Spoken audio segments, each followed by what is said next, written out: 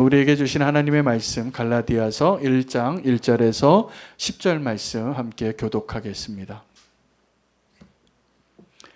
사람들에게서 난 것도 아니요 사람으로 말미암은 것도 아니요 오직 예수 그리스도와 그를 죽은 자 가운데서 살리신 하나님 아버지로 말미암아 사도된 바울은 함께 있는 모든 형제와 더불어 갈라디아 여러 교회들에게 우리 하나님 아버지와 주 예수 그리스도로부터 은혜와 평강이 있기를 원하노라.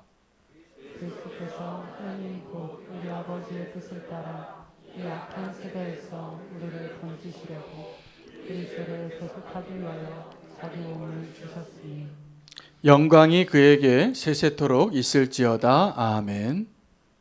그리스도의 은혜로 너희를 부르신 이를 이같이 속히 떠나 다른 복음을 따르는 것을 내가 이상하게 여기노라. 다른 복음은 없나니 다만 어떤 사람들이 너희를 교란하여 그리스도의 복음을 변하게 하려 함이라. 그러나 우리나 혹은 하늘로부터 온 천사라도 우리가 너희에게 전한 복음 외에 다른 복음을 전하면 저주를 받을지어다. 우리가 전에 말하였거니와 내가 지금 다시 말하노니 만일 누구든지 너희가 받은 것 외에 다른 복음을 전하면 저주를 받을지어다. 함께 읽겠습니다. 이제 내가 사람들에게 좋게 하랴 하나님께 좋게 하랴 사람들에게 기쁨을 구하랴 내가 지금까지 사람들의 기쁨을 구하였다면 그리스도의 종이 아니니라. 아멘. 하나님의 말씀입니다. 오늘 바울이 굉장히 직설적인 언어로 또 굉장히 좀 마음의 감정을 담아서 기록되어진 서신서를 우리에게 소개합니다. 갈라디아 교회를 향하여 다른 복음은 없나니 라고 선포하는데 여러분 다른 복음은 없습니다. 그러나 이 선언과 이 주장에는 어떠한 내용을 포함하고 있냐 하면 다른 복음이 되는 일이 자꾸 일어나고 있다는 사실입니다. 오늘 이 갈라디아서는 로마서와 함께 믿음과 은혜에 대하여 가장 핵심적인 내용을 주장하고 있는 바울의 서신서 중에서 아주 중요한 서신서가 되겠습니다. 교회의 역사 속에서 성 어거스틴이나 마틴 루터나 또 많은 종교 개혁자들이 그 흑암 가운데 그 복음을 다시 회복하기 위하여 그들의 양심이 회복되어지고 이성이 눈이 열리고 그리고 용기를 얻어서 교회를 개혁하는 일이 일어날 때마다 불쏘시개처럼 그들의 양심에 불을 지폈던 말씀이 바로 이 로마서와 갈라디아서입니다. 너무나 중요한 우리 복음의 핵심을 설명해 주고 있는 편지입니다. 종교 개혁을 이루었던 마틴 루터가 이렇게 말했습니다. 갈라디아서는 나의 서신이다. 나는 갈라디아와 갈라디아서와 결혼하였다 라고 말했다고 누가 이야기했냐면 그의 아내 폰보라가 이야기했어요. 그가 그 종교 개혁을 시작할 때 그것은 마치 다윗과 골리앗의 싸움 이상의 도저히 깰 수 없는 그 견고한 조직에 그 견고한 그 교회의 권세와 그 잘못된 복음으로 견고해진 그 시대를 깨뜨리고 빛을 비추는 일에 어디서 그렇게 힘을 얻었을까? 어디서 그 음성을 그렇게 들었을까? 로마서와 갈라디아서입니다. 로마서와 갈라디아서가 둘 다 굉장히 복음의 핵심을 설명해 주는 소중한 본문이지만 로마서는 조금 더 논리적입니다.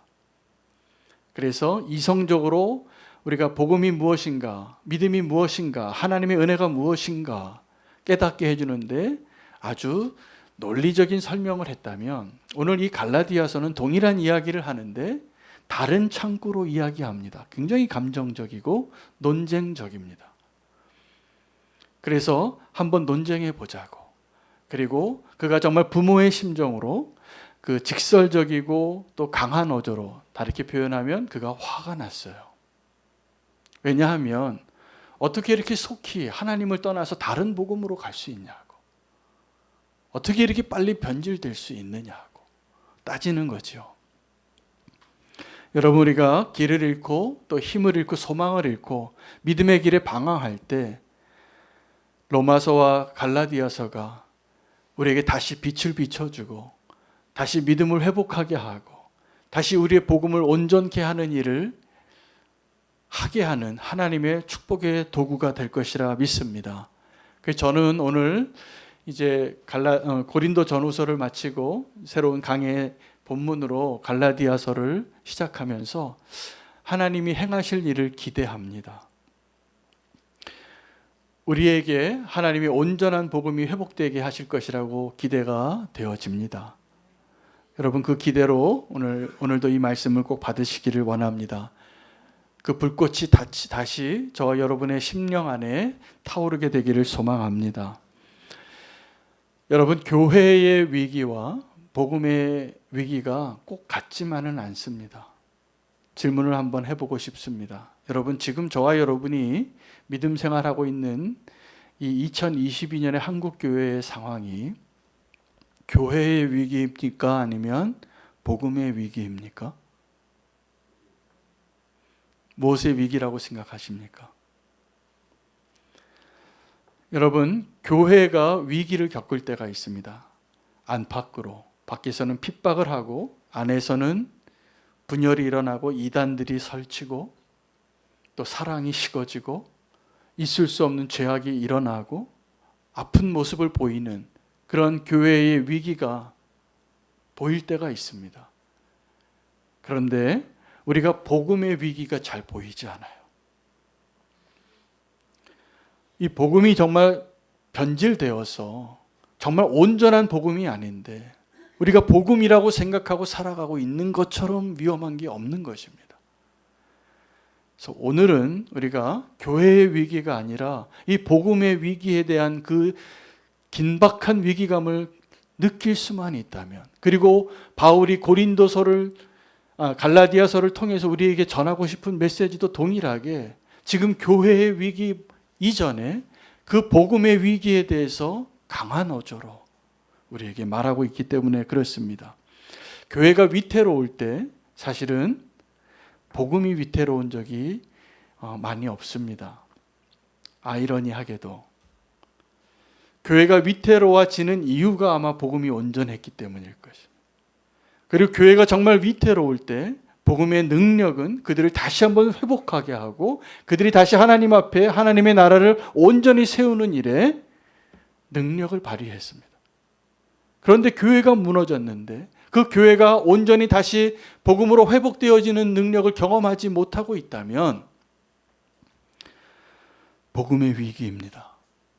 우리가 믿고 있는, 우리가 지금 경험하고 있는, 지금 우리가 전하고 있는 그 복음이 지금 바울이 말하고 있는 내가 전했던 그 복음이 아니라고 이야기하는 그 복음일 수 있기 때문에 오늘 이 말씀을 다시 한번 잘 조명해 보기를 원합니다.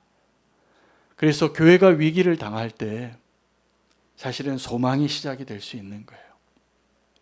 교회가 위기가 느껴지지 않아요. 교회가 자꾸 커지고 교회가 힘이 세지고 교회가 세상의 스포트라이트를 자꾸 받고 그런 것을 좋아하고 그리고 그것을 성공이라고 이야기하고 그때가 위험할 때입니다. 여러분, 그래서 교회가 이 땅의 머리 대신 예수 그리스도를 지체로 하는 몸된 교회가, 우주적인 교회가 있고 또 지역적인 교회가 있지만 오늘 우리가 이 교회의 위기와 복음의 위기, 다르게 표현하면 하나님 나라의 위기를 좀 구별해서 보실 필요가 있습니다. 오늘 이 편지가 쓰여진 것은 주 한 75년 정도 된 시기에 아주 초창기 서신 중에 하나입니다. 데살로니가 전서 아니면 이 갈라디아서를 제일 먼저 쓰여진 그리고 정경으로 선택되어진 그 책 가운데 가장 초기 작품이에요. 바울이 쓴 편지에. 근데 벌써 이때 복음이 변질됐다는 거예요. 그들이 교회는 지금 별 문제 없이 보였어요. 그 바울이 뭘 책망하고 있는 것이냐 하면 지금 교회가 위태로워 보이는 게 아니라 너희가 지금 믿고 있는 그 복음이 위태롭다고. 너희가 이렇게 속히 하나님을 떠나 다른 복음을 믿는 것이 놀랍다고. 여러분, 익숙한 복음은 없습니다. 여러분, 복음은 우리를 끊임없이 흔들고 바꾸고 변화시키는 것이 복음이 복음다운 거예요. 우리가 익숙한 복음을 좋아하고 교회 나와도 감흥이 없고 회개의 자리에 눈물이 없고 하나님 나라에 대한 열정이 없고 이 세상을 향한 견눈질만 더 많아지고 많이 소유해도 행복하지 않고 우리가 지금 붙잡고 있는 그 복음의 문제가 있는 것이에요. 이 땅에 하나님의 나라가 세워지기를 소망하면서 하나님이 허락하신 은혜 가운데 기독교 왕국이 시작되어졌던 해가 314년입니다. 마치 고레스 왕이 세워진 것처럼 로마 제국의 황제가 콘스탄틴 대제라는 사람이 황제가 되면서 꿈을 꾸고 환상을 보았던 그 십자가의 기호를 가지고 그가 정권을 잡은 후에 선포해요. 로마 제국에는 이제 다 기독교를 국교로 하고 믿어야 된다고. 할렐루야죠. 그래서 이 이후에 시작되어진 이 크리스천덤, 기독교 왕국에 긍정적인 면과 부정적인 면이 두 개 다 양존합니다. 이거 해석을 잘 하셔야 됩니다. 긍정적인 면이 있다면 그 314년에 이르기까지 교회가 핍박 가운데 카타콤에서 지하에 정말 고난당하는 그리스도인의 모습으로 지내다가 세상으로 나오면서 어떤 소중한 일들을 했냐면 그 이후부터 교회 공의회가 이단과 싸웁니다. 잘못된 교리들을 이제 하나씩 정립해가는 그 과정이 굉장히 오랜 기간을 거쳐서 한 600~700년을 거쳐서 완성되어진 믿음의 고백이 오늘 우리가 예배 시간에 고백했던 사도신경이에요. 이게 그냥 하루아침에 된 게 아닙니다. 그리고 그 교회에서, 그 교회 공의회에서 이 성경의 정경을 결정했어요. 그때 당시에 수많은 서신이 있어서 성경처럼 보이는 그 하나님의 사람들이 쓰여진 영감으로 쓰여진 것처럼 보이는 많은 책들 가운데 성령님께서 그 교회를 통하여 서로 성경을 인정해 주는 원칙하에 성령님의 인도하심 안에 이것이 완성되어진 정경이라고 결정한 일도 교회가 있습니다. 그래서 우리가 지금 읽고 있는 이 성경이 그냥 하루아침에 한 사람에 의해서 되어진 것이 아니라 성령님에 의해서 여러 시기와 여러 사람들의 손을 거쳐서 우리에게 허락되어진 구원을 위한 완벽한 특별 계시예요. 유익이 있었죠. 그리고 그 교회가 그렇게 이 지상에 나와서 핍박받던 교회가 인정받는 제국의 교회가 되어지고 세상에서 힘과 영의를 그리고 높은 건물을 쌓아갈 때 여러분 유럽에 가면 멋진 교회 건물들 아직도 수천 년이 지나도 그렇게 아름다운 자태를 가지고 있잖아요. 그런데 정말 교회가 교회다운 그 복음의 능력을 잃어버리기 시작하는 시기를 또 언제부터라고 보고 있냐면 314년으로 봅니다. 그때부터 온전한 복음의 능력을 잃어버리기 시작했어요. 왜요? 아무나 다 기독교인이 될 수 있었어요. 그 전만 해도 이 성찬에 참여하는 게 목숨 걸고 참여하는 거예요. 그래서 그 용기가 없어서 배교한 사람은 그 성찬에 들어가는 것이 허락이 안 됐어요. 어떤 형제가 죄를 지으면 가장 큰 교회의 치리가 뭐냐면 성찬에 못 들어오게 하는 거예요. 요즘 만약에 형제님 죄를 지으셨는데 이 성찬에 들어오시면 안 됩니다. 이렇게 얘기하면 상처받지를 않아요, 요즘은. 그거 의미가 없이 느껴지니까. 여러분, 우리가 지금 믿고 있고 우리가 지금 의지하고 있는 이 복음의 능력이 얼마나 온전합니까? 오늘 그 복음의 능력이 회복되어지는 놀라운 예배의 자리가 되기를 축복합니다. 여러분, 진정한 부흥은 이 세상의 기준으로 봐서 교회의 성도의 숫자가 많아지고 건물이 높아지고 교회가 이 땅에서의 명성을 얻는 것이 교회의 부흥이 아니에요. 도리어 교회의 부흥을 저해야 하는 장애물이에요. 복음은 가장 낮은 곳에 가장 척박한 땅에서도 그 고난 가운데 교회의 능력을, 그 복음의 능력을 경험하고 발휘했던 역사가 훨씬 많습니다. 오늘 저와 여러분이 경험한 이 교회의 시간은 100년도 안 되시잖아요. 하나님의 나라는 이 땅 가운데 그 복음의 능력을 잃어버리지 않고 계속 회복되어지고 하나님의 손길에 의해서 그 복음이 재생산됐다는 거 아십니까? 여러분, 이 갈라디아 교회를 향하여 이렇게 빨리 복음이 변질되는 것을 보면서 바울이 분노하는데, 오늘 우리에게 그 분노의 마음이 회복되기를, 거룩한 분노가 회복되기를 축복합니다. 오늘 이 본문에는 바울의 인사말과 함께 6절부터는 그의 본론으로 들어가는데, 본론으로 들어가자마자 화를 내요.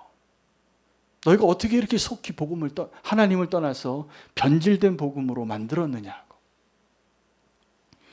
자기의 정당성을 이제 이야기하기 위해서 내가 누구인가, 내가 사람으로 말미암고 사람으로 인하여 세워진 사도가 아니라 하나님으로 말미암아 세워진 사도라는 것을 먼저 그 편지의 서론에는 발신자와 수신자가 이제 나오거든요. 그래서 이 편지를 쓴 사람이 누구인가를 이야기하면서 내가 하나님으로부터 세워진 사도라는 것을 이야기하는 게 핵심입니다. 여러분, 우리가 성도로 오늘 예배하고 있는데, 저와 여러분이 성도로 지금 오늘 살고 있는 것이 나의 선택입니까? 하나님의 선택입니까? 네? 하나님의 선택인 것 믿으시나요? 네, 저는 믿습니다. 그래서 제가 성도로 오늘 하나님 앞에 서 있는 것이 너무나 감사하고 그 자부심이 느껴져요. 하나님 날 정말 사랑하셔서 나를 성도로, 나를 선교사로, 나를 목사로, 또 장로로, 권사로 세우셨구나. 할렐루야입니까? 네, 하나님이 우리를 택하여 선택하신 것이죠. 제가 이렇게 뉴스를 보다가 여러분도 많이 보셨을 익숙한 장면이, 이제 새로운 정권이 세워지면 장관을 세우고 총리를 세울 때 국회에서 한 과정이 있습니다. 청문회라는. 그 청문회의 장면을 보면 참 흥미로운 모습이 연출이 됩니다. 그 국회의원이, 제가 보기에는 그 직분이 총리고 장관이면 훨씬 높잖아요. 근데 거기에 굴하지 않아요. 도리어 그 사람을 막 혼내요. 너 내가 누군지 아냐고. 근데 제가 보니까 그분이 별로 더 대단해 보이지 않는데, 그분이 이렇게 큰 소리를 치는 이유가 하나 있습니다. 뭘까요? 선출직이라는 거예요. 이 장관과 총리는 임명직이고, 그 임명은 누가 권위자가 이렇게 세우면, 선택해서 임명하면 그 자리가 권한이 굉장히 많지만 임명된 자리고, 나는 투표해서 국민이 뽑아준 국회의원이라는 그 자부심이 대단하시더라고요. 저는 오늘 저와 여러분에게 그 국회의원의 자부심보다 더 놀라운 성도의 자부심이 있게 되기를 축복합니다. 세상에서는 보니까, 그래서 그 국민이 선출했다고 국회의원이 여러 분 계시잖아요. 수백 명이 계신데 그 중에 한 명인데 나를 뽑아준 그 국민의 힘을 입어서 큰 소리를 막 치시고 혼내시고, 그런 모습을 당연하게 여기라고 진짜 혼내더라고요. 그 자리에 있는 분이 누구든지 상관없이 증거 갖다 대면서 똑바로 하라고, 어디 큰 소리 치냐, 어디 대꾸를 하냐고 막 이렇게. 여러분, 그런데 선출직의 그 자부심이 그 정도인데, 사실은 하나님이 세우신 사도의 권위, 하나님이 세우신 성도의 권위, 하나님이 기름 부어 세우신 그 직분의 권위는 더 놀라운 축복입니다. 겉으로 보기에는 우리가 더 별 볼 일 없지만, 우리가 사실 별 볼 일 없지요. 별 볼 일 없는 죄인에 불과하지만 주님께서 우리를 택하셔서 성도로 부르시고 교회로 세웠을 때 그 권위와 자부심은 이 세상의 것에 결코 부족하지 않다는 것을 알아야 합니다. 그래서 바울이 안타까운 거예요. 왜 교회 안에 있는 문제를 해결할 때 이 세상에 있는 재판관에게 가서 이것을 해답을 구하냐고. 너희가 이 세상도 판단하고 천사도 판단할 자라는 걸 모르느냐고. 할렐루야. 우리가 선출직은 아니지만 임명받은 성도의 직분으로 그 자부심을 포기하지 않고 믿음으로 사실 수 있게 되기를 축복합니다. 왜냐하면 우리가 하나님이 택한 존재이기 때문에 우리에게 있는 이 세상이 없는 권위가 있습니다. 그 영적인 권위를 잃어버리게 되는 이유는 우리가 다른 복음을 받아들일 때예요. 우리에게 허락하신, 우리를 구원하신 그 하나님의 놀라운 능력의 그 권위, 복음이 우리에게 분명하면 이 세상에 아무리 권세 있는 자 앞에서도 다윗이 골리앗 앞에서 두려워하지 않았던 것처럼 이 세상의 권세 앞에서 우리는 위축될 이유가 하나도 없습니다. 예수님께서 말씀을 전할 때 사람들이 그 가르침을 듣고 알았어요. 느꼈어요. 당신의 가르침은 내가 이전에 들었던 바리새인들의 가르침과 좀 다른 것 같아요. 더 권세가 있어 보이는 거죠. 왜요? 그분은 하나님이시니까. 왜요? 그분에게 진짜 권위가 있는 분이셨으니까. 여러분, 권위주의로 말하는 분들 많습니다. 그런데 우리가 권위주의로 이야기하는 것은 이미 그 사람에게 권위가 없기 때문이에요. 권위가 없으면 더 권위주의자가 됩니다. 그래서 길거리에서도 싸우다가도 이렇게 물어보는 거예요. 너 몇 살이냐고. 그게 너무 웃기죠. 그 상황과 나이를 왜 물어봐요? 차선 바꾸느라고 싸우는 거. 왜 나이를 물어봐요? 나에게 있는 권위가 없으면 그렇게 되는 겁니다. 여러분, 우리가 이 세상을 향하여 세상이 갖고 있지 않은 예수님과 같은 권위를 드러내기 위해서 꼭 필요한 게 무엇이냐 하면 복음의 능력입니다. 우리가 나를 부인하고 내 안에 역사하시는 그 하나님의 복음의 능력이 드러나기 시작하면 이 세상이 우리를 향하여 혹시 손가락질하고 조롱할지라도 우리 안에 있는 그 하나님이 보이고 느껴지는 것입니다. 오늘 그러한 성도가 되어지는 것을 꿈꾸기를 원합니다. 바울이 갈라디아 교회인들에게 그러한 복음의 능력이 회복되어지는 것을 소망하면서 그가 화를 내고 있는데 사랑하기 때문입니다. 민수기 25장에 바알 부월에서 잊지 말아야 할 일들이 생겼습니다. 그 바알 부월에 발람이 그 발락의 그 부탁을 받고 사실은 저주를 부탁받았지만 축복했거든요. 거기까지 하나님이 간섭을 하셨는데 보이지 않는 가운데 그들 가운데 부정한 재물을 사모하는 마음과 이 그 모압 땅의 그 신들을 음란하게 섬기는 일들이 스며들어온 것입니다. 그래서 이스라엘 가운데 음행하는 일이 너무나 퍼져서 그 장막 가운데 가늠, 그 음행의 일들이 이루어지고 있었던 그 주인공 시므리와 고스비를 비느하스가 한 창으로 그 배를 같이 찔러서 죽였어요. 너무나 잔인한 모습이지만 하나님은 그것을 보시고 칭찬하셨어요. 그리고 연병이 그치고 그리고 그 이후에 미디안과의 전쟁에 누가 선봉했으냐 하면 이 비느하스가 서요. 왜요? 그가 하나님의 분노함으로 있을 수 없는 일들에 대하여 분노했기 때문에. 여러분, 오늘 바울이 분노한 것이 이 비느하스의 분노와 동일한 시작입니다. 거룩한 분노죠. 여러분, 우리는 어떤 때 분노하나요? 누가 내 자존심 건들면 분노합니다. 누가 내 말을 무시했다고 분노합니다. 누가 내 거 훔쳐갔다고 분노합니다. 근데 거룩한 분노는 그런 분노가 아니에요. 하나님의 그 거룩함과 그 하나님의 그 복음이 변질되어지고 그들이 안타까운 자리로 가게 되는 것에 대한 안타까움, 이게 바울을 분노하게 했어요. 예수님이 왜 예루살렘 성전에서 상을 엎었을까요? 예수님에게 누가 반말했기 때문입니까? 아닙니다. 예수님을 향한 조롱은 예수님이 눈 하나 깜짝하지 않았어요. 그러나 예수님은 그들이 이 거룩한 곳을 강도의 구걸로 바꾸고 있는 그러한 일들이 일어나고 있는 것을 참을 수가 없는 거죠.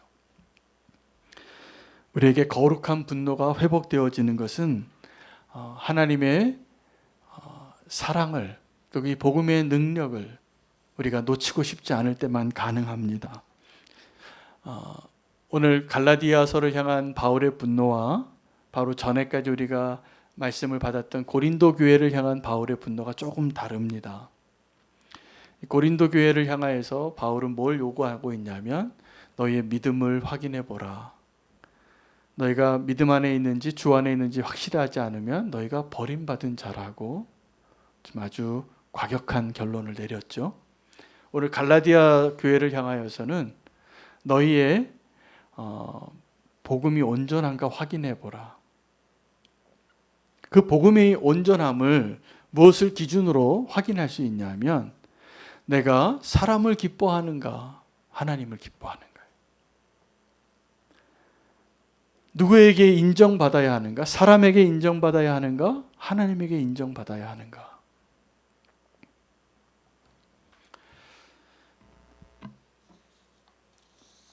바울이 그 분노하는 마음으로 저주하는 대상이 있습니다. 근데 그 저주하는 대상이 갈라디아 교회에 대해서 화를 내고 있지만 갈라디아 교인들을 향하여 저주를 쏟아낸 것이 아니라 누구라고 얘기하냐면 그 복음을 전하는 자들을 향하여 저주합니다.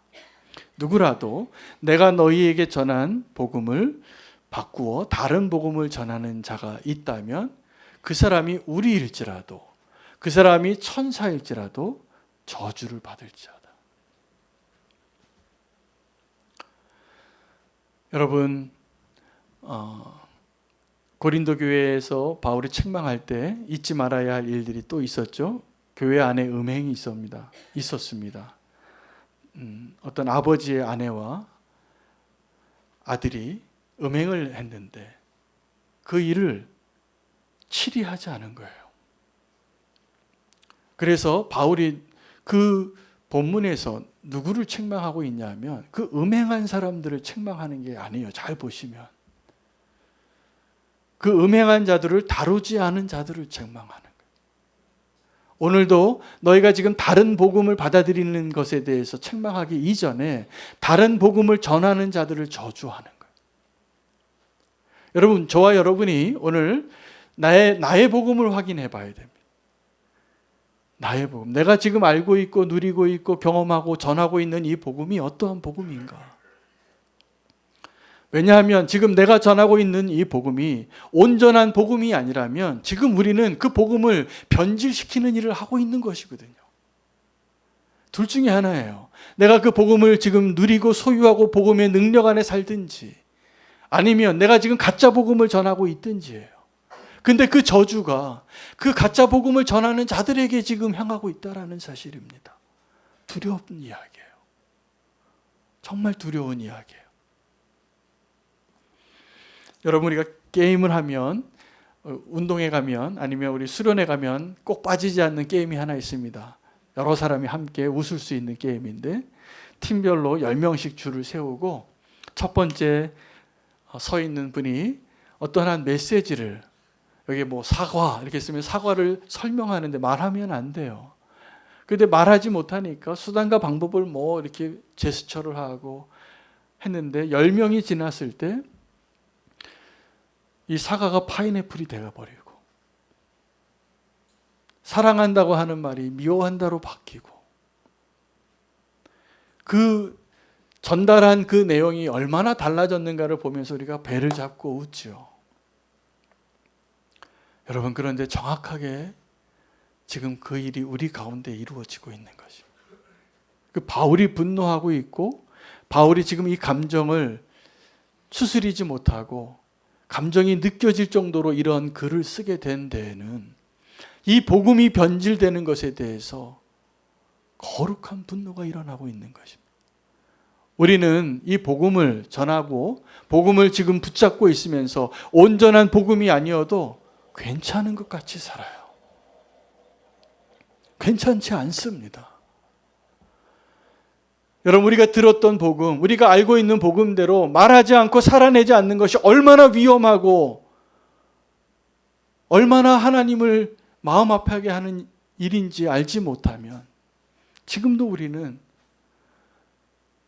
그 잘못된 복음을 잘못 전하고 잘못 살고 있는 것입니다. 오늘 우리가 알고 있는 우리의 복음이 다시 온전히 회복되어지기를 축복합니다.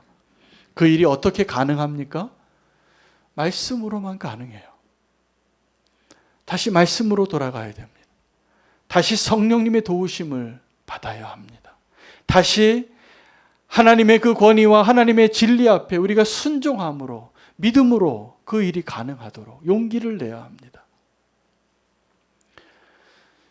신학을 그 나라마다 시대마다 다른 신학이 있었습니다. 지금 저와 여러분이 사실은 똑같은 복음을 이야기하고 똑같은 십자가를 이야기하고 똑같은 예수 그리스도를 말하고 있으면서도 지금 저와 여러분이 이 2022년에 한국 교회의 많은 성도님들이 지금 믿고 있는 그 복음을 뭐라고 말하냐 하면 번영신학이라 그래요. 번영신학이 무엇이냐 하면 십자가의 능력이 이 땅에 성공이 있는 것처럼 말하고 믿고 있는 거예요.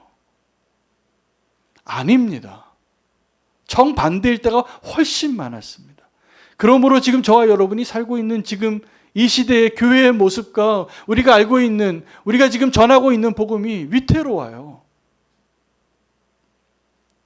다시 돌아가기를 원합니다. 그러실 수 있겠습니까? 다시 돌아가기를 원하십니까? 정말 복음이 복음되게 할 수 있습니까? 내가 예수님 믿으면서도 이 땅에서 잘 살고 싶은 거, 그거 뭐 나쁜 것도 아니죠. 죄 짓는 것도 아니죠. 그러나 가장 심각한 문제는 뭐냐면 복음의 능력을 잃어버리는 거예요.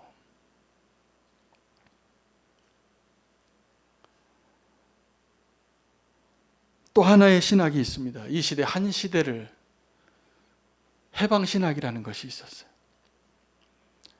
그 해방신학은 이 땅에 왜 이렇게 가진 자와 못 가진 자의 차별이 많은지, 공의가 사라진 것 같고, 그래서 공산주의의 혁명이 일어난 것처럼 이 교회 안에서는 한동안 남미를 중심으로 해서 이 해방신학이 일어납니다.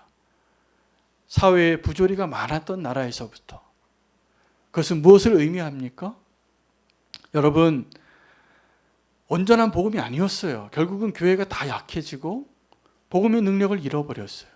그 역사가 증명해 주세요. 우리가 지금 이 번영신학의 진짜 핵심에는 예수 그리스도의 십자가가 아니라 우리의 탐욕이 있습니다.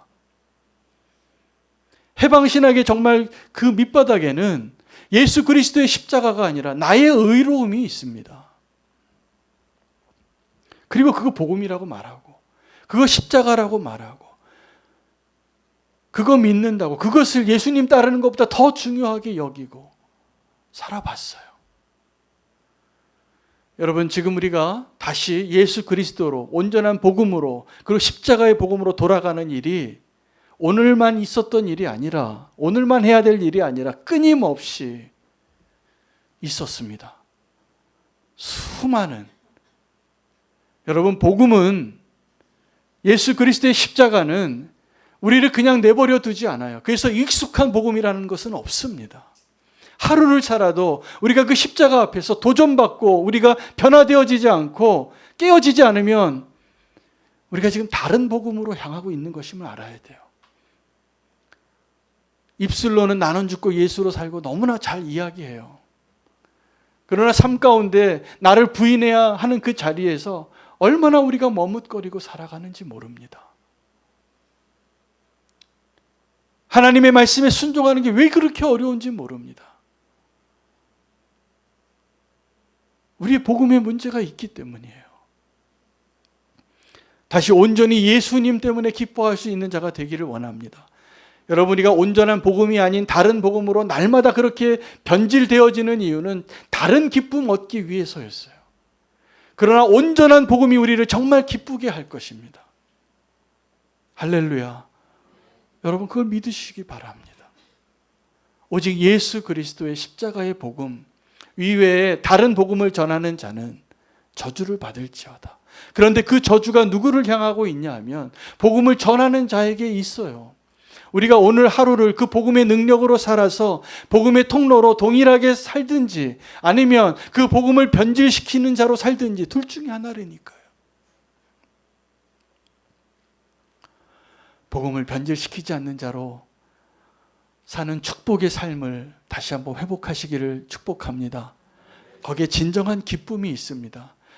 온전한 복음이 없으면 우리가 다른 것에 분노하고 다른 것에 기뻐하고 다른 것 붙잡고 살려고 합니다.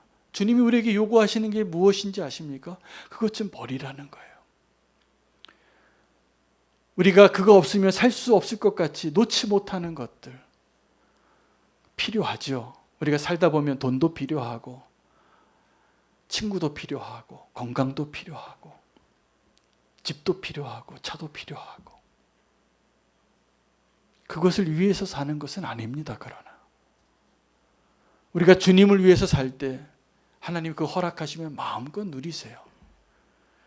그러나 우리의 삶의 목적과 최우선의 자리에 예수 그리스도로 인한 기쁨보다 더 큰 기쁨이 없기를 축복합니다. 복음을 변질시키는 자가 아니라 온전한 복음을 전하는 자, 그리고 그 온전한 복음으로 회복시키는 자로 우리가 부름받았습니다. 그 일이 날마다 경험되어지기를 축복합니다. 오늘 결단하면서 우리가 사는 이유,